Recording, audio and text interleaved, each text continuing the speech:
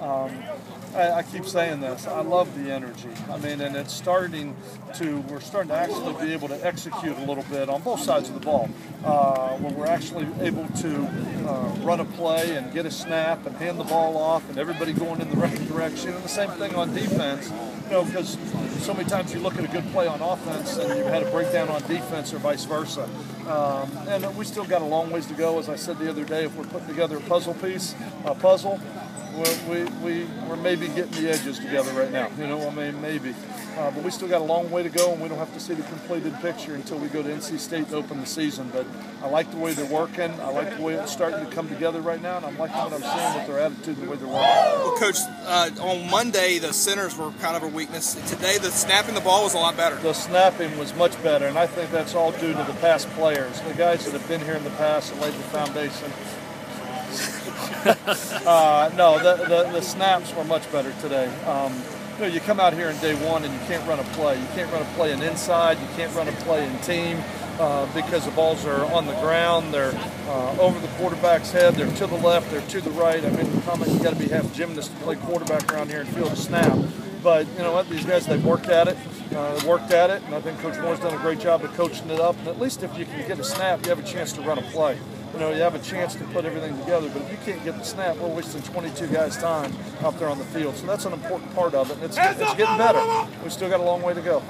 Seems like you had a couple outside guys, Paul Turner, DJ Banks, kind of step up today. Well, Paul Turner and DJ Banks have had a great, I'm going to say a great season so far. When you go back to the 10 winter workouts we had, the way they're leading, the way they're working, some of the things that they're doing. Connor Leah is another guy throwing that. Gilyard's another guy throwing that as receivers that have done a great job. But today, some guys showed up, you know, with the ball in the air a little bit. And I think one of the things that both Banks and Turner have the opportunity to bring us is a running ability after they catch the ball. I mean, both of them are very elusive, they're fast, they're quick, and they have a chance to make something happen with it once they catch it. And that's one of the advantages to running the spread and putting everybody in space and then having giving the ball to your best athletes and giving them an opportunity to do something with it. At this point in spring, DJ was returning punts and kicks last year. Any idea about what his role might be in the return game? No, I mean, he obviously catches them very naturally. We catch punts every day, and he's been catching the ball extremely natural. He does a great job with it, and all that quickness and athleticism we just talked about in space. There's not any more space than there is on kickoff and on punt. Yeah, go ahead.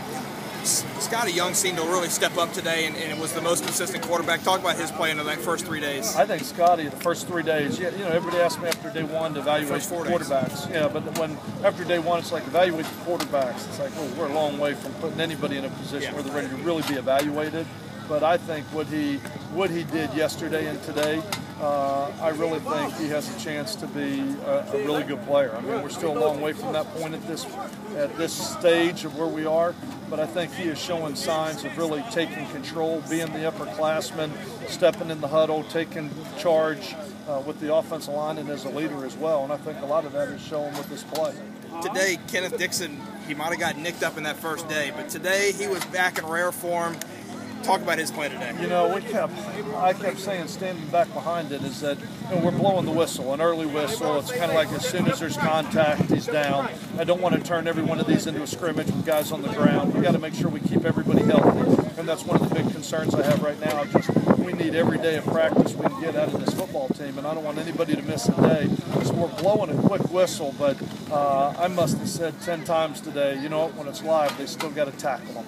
You know, right now they're getting there and they're putting their hands on it, but when you look at some of the moves he's made, it's not hard to see why he was such a phenom as a freshman for what he was able to do on the field. And in the Oklahoma drill the last 2 days, Connor Leah, a guy that's playing receiver, gets out there. He makes 3 moves and he's gone. Well, I mean, Connor Leah and a guy like Gilyard and Lyle Feet, I mean, all those guys, they could very easily go back there and play the running back position if they had to.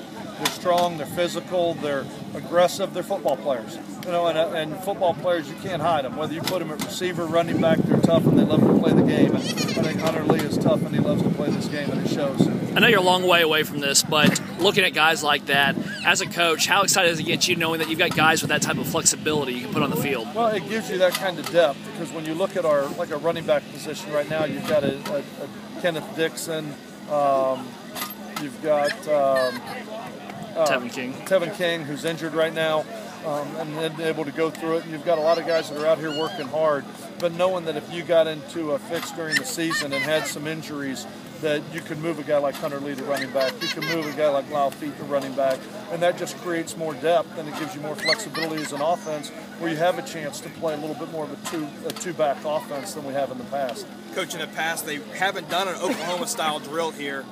What is bringing that to the table? What do you think it's going to give to your football team? Well, I mean, I think playing this game, it's about toughness, it's about fundamentals, it's about pad level.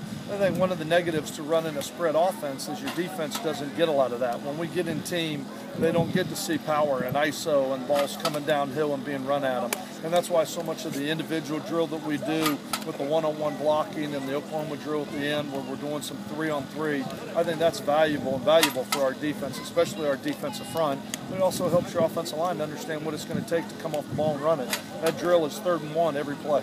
It's 3rd and 1 every play, and it makes even the linebackers are in it, the receivers and DBs are in it. It's just teaching everybody how to play the football game, and I think it's invaluable because it's hard to simulate that with the offense that we run. Coach, talk about the defensive play. It seems like the secondary is challenging the receivers and making plays in that respect. What's your overall? They are. I think Kim Dameron and Ronnie Bradford have done a really good job of really kind of identifying what we have and what we're going to have to do to take these steps forward. When you look at losing 31 seniors and really probably 9 of those guys, I think, coming off the offensive side of the ball, we're going to have to win different ways than we did last year. We don't have the seasoned quarterback and the receivers with the experience and those 4 offensive linemen that we just lost. Those guys aren't back, and we're going to have to find other ways to win as a football team. And I think right now there's going to be a lot fall on the defense and the improvements that we have to make there, and that's all going to start in the secondary. Coach, you've been around a lot of football teams in your lifetime.